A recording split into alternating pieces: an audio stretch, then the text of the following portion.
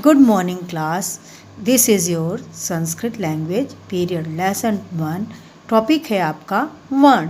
प्यारे बच्चों, जैसा कि मैंने पाठ 1 का कवि कालिदासस्य चातुर्यम पाठ का हिंदी अनुवाद कराया था, आज हम पाठ 1 कवि कालिदासस्य चातुर्यम पाठ में ही आपके आगे व्याकरण बोध दिया है। उसी व्याकरण बोध में आज हम वर्ण को पढ़ेंगे और हम आपको पढ़ाएंगे। वर्ण मुख से निकली सबसे छोटी ध्वनि वर्ण या अक्षर कहलाती है। यानी आप ये समझ सकते हैं कि जब बच्चा छोटा रहता है तो उसके मुंह से कोई भी अक्षर तो पहले निकलता ही नहीं, क्योंकि वो जानता ही नहीं है बोलना ठीक से। तो उसके मुंह से कुछ ध्वनियाँ निकलती हैं, जैसे वो कहता आ ई, ऐसे करके वो अपने मुंह से थोड़ी बहुत ध्वनियाँ निकलती हैं। वही ध्वनि जो है वर्ण या फिर अक्षर कहलाती है। यह भाषा की मूल सबसे छोटी इकाई होती है। यानी जब बच्चा शुरुआत करता है अक्षरों को बोलने से पहले तो ध्वनि निकालेगा, तो वो ध्वनि जो है सबसे छोटी इकाई आपकी होती है। वर्णों के लिखे गए क्रमबद्ध समूह को वर्णमाला कहते हैं। बेटा, जैसा कि मैंने प्रीवियस वीडियो में आपको समझाया था कि अगर माली जो है कई मालों को एक धागे में पिरो देता है तो उसकी एक माला बन जाती है। ठीक उसी प्रकार से यदि हम अपने वर्णों को जैसे क ख ग घ अंग च छ ज झ इया इस तरह हम रखते हैं तो वो जो है हमारा क्रमबद्ध रूप हो जाता है। उसी को वर्णमाला कहते हैं। संस्कृत वर्णमाला के वर्ण निम्नलिखित प्रकार के होते हैं। अब आप नीचे देखिए कि निम्नलिखित प्रकार वो कौन कौन से हैं। पहला है स्वर अथवा अच वर्ण। स्वर तो आप लोगों ने हिंदी में भी पढ़ा होगा, उसी को संस्कृत में अच भी कहा जाता है, यानी अ से लेकर च तक। अब इसकी परिभाषा देखिए। जो वर्ण स्वतंत्र रूप से अर्थात किसी अन्य वर्ण की सहायता के बिना बोले जाते हैं उन्हें स्वर या अच वर्ण कहते हैं। यानी हमें जब स्वर को उच्चारण करना होता है तो हमें किसी की मदद की ज़रूरत नहीं पड़ती है। ये अपने आप में ही यह जो स्वर है अपने आप में स्वतंत्र होता है और अपने आप ही ये मुंह से निकलता है, इसलिए इसे स्वर कहते हैं। और संस्कृत में ये अच वर्ण भी कहा जाता है। संस्कृत भाषा में स्वर 13 होते हैं, जैसे अ आ ई उ ऊ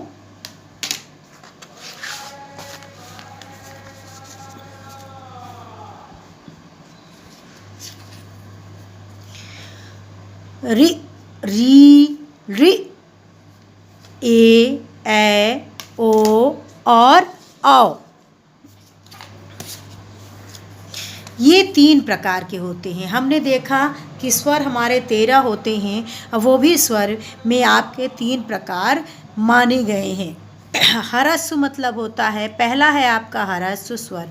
हरस्व मतलब होता है छोटा, यानी बहुत छोटे स्वर जो होते हैं जिसमें कोई मात्राएं नहीं होती हैं, उसी को हरस्व स्वर कहते हैं। अब उसका आप परिभाषा यहाँ पर देखेंगे।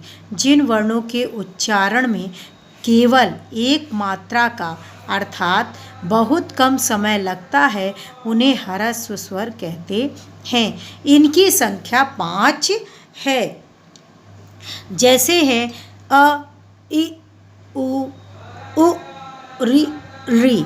अब आप इसको उच्चारण करके देखेंगे तो आपको ये लगेगा बहुत कम समय लग रहा है और हम इसे जल्दी जल्दी ही बोलते हैं। दूसरा है आपका दीर्घ स्वर। जिन वर्णों, दीर्घ मतलब होता है बड़ा, जिन वर्णों के उच्चारण में ह्रस्व स्वरों की अपेक्षा 2 गुना अर्थात 2 मात्राओं का समय लगता है उन्हें दीर्घ स्वर कहते हैं, यानी इसके उच्चारण में हमें जो है ह्रस्व स्वर की अपेक्षा ज़्यादा समय लगता है, इसलिए इसे दीर्घ स्वर कहते हैं। संस्कृत में इनकी संख्या 8 होती है, जैसे है आ, ई, उ, री, ए, ओ, औ। अब आपने ये देखा, जैसा कि मैंने उच्चारण किया, उच्चारण करने में इसमें समय लग रहा है, इसलिए यह दीर्घ स्वर होता है। तीसरा है आपका प्लुत स्वर। जिन वर्णों के उच्चारण में 3 मात्राओं का अर्थात ह्रस्व स्वर की अपेक्षा 3 गुना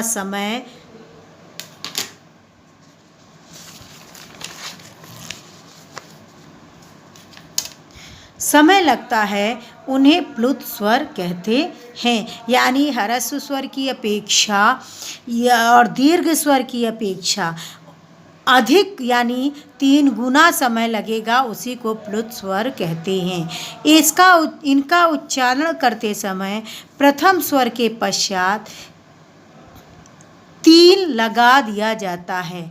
जैसे कि अगर हम उच्चारण करते हैं ओम, तो ओम को देखिए, बोलने में हमारा ह्रस्व स्वर और दीर्घ स्वर की अपेक्षा बहुत अधिक समय लगा, इसलिए ये प्लुत स्वर होता है। तो प्यारे बच्चों, जैसा कि आज हमने वर्ण में आपको वर्ण पढ़ाया, साथ में आपको वर्ण कितने प्रकार के होते हैं ये बताया, साथ में ह्रस्व स्वर, दीर्घ स्वर और प्लुत स्वर भी पढ़ाया आपको और समझाया। तो आप लोगों को कल इसी पाठ का होमवर्क जो है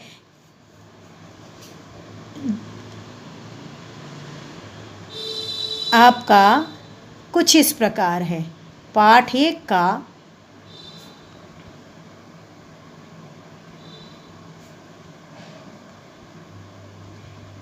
वर्ण का, पाठ 1 वर्ण का कार्य करो। अब जैसा कि मैंने आपको मैंने वर्ण में तीनों पार्ट बताए हैं, वर्ण की परिभाषा, वर्ण के तीनों पार्ट, उसी तरह से आप भी अपनी कॉपी में उतारेंगे। ओके, थैंक यू क्लास, कल फिर मिलेंगे।